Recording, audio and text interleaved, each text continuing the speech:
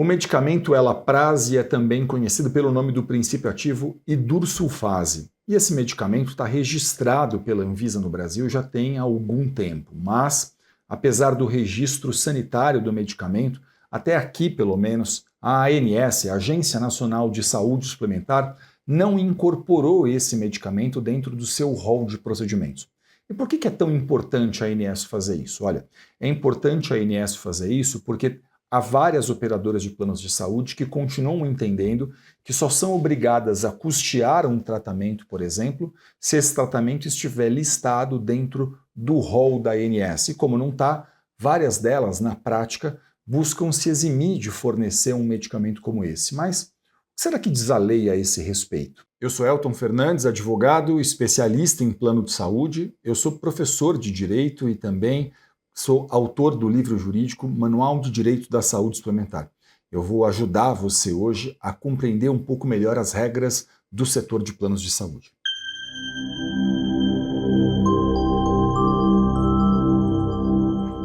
Olha, apesar desse medicamento possuir registro sanitário pela Anvisa, até aqui ele não foi incorporado pela ANS dentro do rol de procedimentos.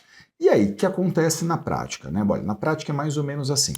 A operadora de plano de saúde, ela ainda entende que esse medicamento, então, por não estar dentro do rol de procedimentos da ANS, ele só terá cobertura obrigatória numa situação que é o paciente está internado e a indicação do tratamento para ele está exatamente em acordo com a bula. Então, ela olha para isso e fala, se o paciente está internado e a indicação de uso desse medicamento está em acordo com a bula, eu vou fazer a liberação. Mas se não estiver internado, ela entende que em ambiente ambulatorial o paciente não tem direito de fazer uso. Por quê? Porque para ela, na visão da operadora, a ANS não determinou a incorporação desse medicamento dentro do rol. E aí a gente tem um descompasso. Qual que é o descompasso que a gente tem? A gente tem um descompasso que é o fato de que a lei dos planos de saúde, ela diz diferente disso. A lei dos planos de saúde, ela fala que não estando em acordo com o rol da ANS, mas estando em acordo com a ciência, a operadora de plano de saúde deve fazer o fornecimento do tratamento. Então veja que para a lei dos planos de saúde, ela não se importa propriamente com o rol. Ela entende que o rol da ANS não esgota o tratamento. Ela chega a dizer, inclusive, que a operadora deverá, isso que diz ali na lei. A lei fala assim, a operadora deverá autorizar, ok? Então essa é uma expressão que está dentro da regra, não sou eu que estou aqui falando que a operadora deve. A lei diz essa expressão com toda a clareza. Então, claro, nessa situação, contudo, a gente tem que pensar o seguinte, o que a ANS faz? Olha, a ANS fiscaliza as regras dela, as regras que ela determinou. Então a gente tem que pensar assim, se o seu caso, se a sua indicação está, por exemplo, em acordo com uma regra da ANS, a ANS provavelmente fiscalizará e pode determinar a cobertura pela operadora de plano de saúde. Agora, se o seu caso não está em acordo com a regra da ANS, fazer uma denúncia na ANS pode soar mais como um argumento para fazer pressão na operadora do que propriamente como algo em que eu acredito efetivamente que irá resolver. Por quê? Porque, como eu disse, a ANS só fiscaliza as regras dela e para a ANS esse medicamento só vai ter cobertura, então, naquela situação que eu mencionei, que o beneficiário, o paciente, está internado, porque ela não determinou a incorporação disso. Mas, repito, que tem um descompasso aqui entre o que diz a lei e o rol de procedimentos. E nessa situação, Elton, o que fazer, então, diante dessa situação? Olha, diante dessa situação, eu recomendo muito que você procure um advogado especialista em plano de saúde para fazer uma consulta, para conversar com um profissional, porque esse profissional ele vai poder fazer uma análise do seu caso, ele vai poder aí entender as particularidades da sua situação, ele vai ter aí que entender a sua prescrição médica, ele vai poder, por exemplo, vou dar um exemplo concreto aqui, Ele pode, por exemplo, pegar a sua prescrição, ele pode ver se sua prescrição está em acordo com a bula, se está em acordo até com plataformas científicas que disponibilizam artigos técnicos, por exemplo, de consulta do cotidiano, a fim de que a gente possa até antever, né, qual grau de evidência científica tem, por exemplo, aquele tratamento médico ao seu caso.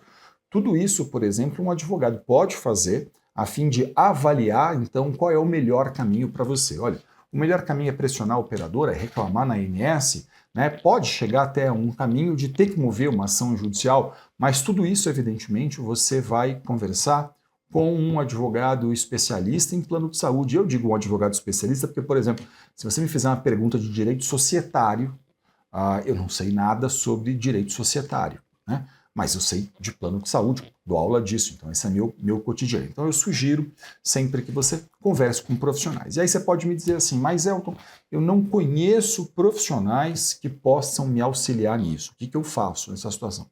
Deixa eu explicar o seguinte. Hoje, tudo isso você consegue fazer eletronicamente. Você não conhece alguém na sua cidade, você não se incomoda, por exemplo, em fazer uma reunião online, né? Vamos pensar, pode ser um caminho. Você então vai procurar um profissional e vai entrar em contato, fazer uma reunião online e ele vai poder atender você online, falar com você online, porque tudo isso hoje é feito de forma online. Se tiver que mover uma ação judicial, por exemplo, essa ação judicial poderá ser movida, né? Aliás, poderá não, é obrigatório. Você só pode mover uma ação hoje de forma inteiramente online. Não importa que você e o advogado estejam na mesma cidade, não importa nem que você vá até o escritório do advogado. A ação judicial é feita inteiramente online, tudo se desenvolve online e esse tipo de processo, em geral, não é um processo que costuma ter audiência, por exemplo, isso não ocorre nesse tipo de caso. Então, seu advogado pode estar à distância, ele pode atender você, mover a ação, te orientar e fazer absolutamente tudo. Ah, Elton, mas eu não conheço um profissional, não consegui encontrar ninguém. Então, olha, tem gente em todo o Brasil muitíssimo qualificada. Eu tenho um orgulho imenso de poder dizer para vocês que em todo o país eu tenho alunos, advogados, alunos meus em todo o Brasil, e eu tenho muito orgulho de poder dizer, enquanto professor deles, que eles saem capacitados, qualificados, gabaritados para entender a complexidade da situação, para manejar esse tipo de caso, para fazer a melhor análise, para atender você de uma maneira técnica, absolutamente profissional e prestar a você a melhor orientação ao caso. A gente vai ficar preocupado, mas se eu tiver que mover uma ação vai demorar muito, tá? Olha, a ação pode não ser o único caminho, ao mesmo tempo pode ser um caminho possível que vai ter que ser discutido com o seu advogado.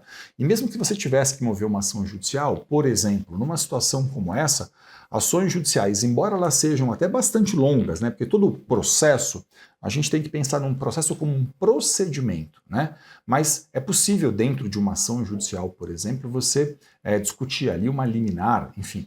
Essas são questões que você terá que debater de uma maneira cuidadosa, analítica e muito profissional com o seu advogado, que vai ter que entender seu caso, se deparar com isso, fazer um estudo, e vai poder prestar a você a melhor orientação. Então, entenda que existe aqui um descompasso entre a regra da ANS e a lei.